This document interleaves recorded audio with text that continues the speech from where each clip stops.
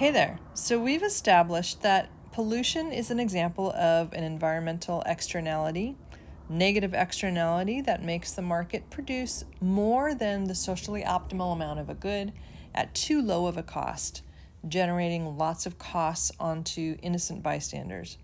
So some of the solutions include market-based or more modern types of pollution abatement that are things that you may have heard of, like carbon taxes.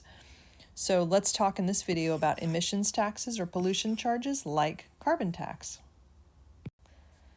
The basic idea, as a reminder, is that in the case of a production of a good that generates a negative production externality, that the producers are not paying the full cost of production. So the solution involves increasing their costs to estimate what the true cost of production would be. So a tax is a very straightforward way to do that. It gives a profit maximizing firm an incentive to figure out how to reduce pollution. There's some flexibility in it. Firms that can reduce pollution cheaply and easily will do so rather than pay their pollution taxes. One version of this would be perhaps a pollution charge set at $1,000.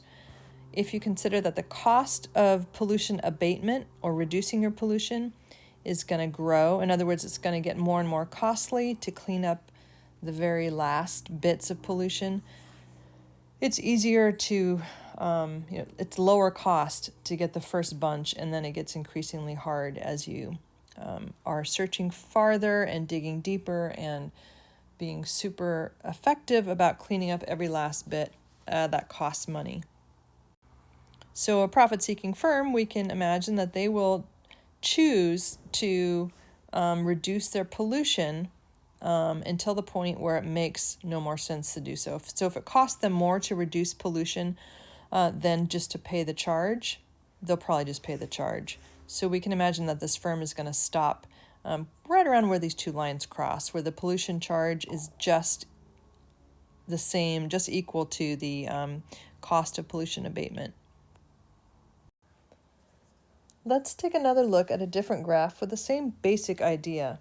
If you're trying to cause the producing firm to pay their true cost of production, then it makes sense to think about their true cost of production and how you might estimate that and help them internalize it. So if we had a situation where your supply curve, you're the firm, this is your basic supply curve based on your cost and your what you want to get for profit, etc. You have an upward sloping supply curve. Let's say at a quantity of 10, you're willing to accept 23.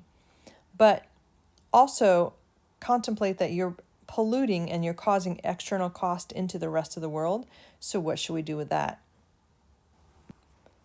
Wouldn't it be nice to know exactly how much the external cost is that's being generated? Let's assume that we do know, and let's assume that it's $7 at the current quantity.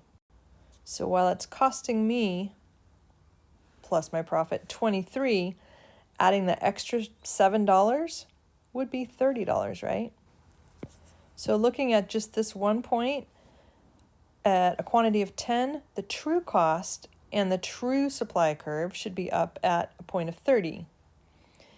And you can do that all along the supply curve. And for simplicity's sake, let's say it's always $7 of external cost. And you're going to get a new supply curve. And that new supply curve is going to be vertically $7 higher than the old supply curve. Accounting for the fact that at this quantity, it's our cost, 23, plus the 7 to society, and you get up to 30. So the vertical distance between those two supply curves is that external cost. And so we can call the marginal social cost, or this higher supply curve, the one that's further north, the one that includes all costs, both private and external. And then all that's left to do is add the demand curve. And we can identify that when the free market is unregulated, we're going to have that red equilibrium price and quantity.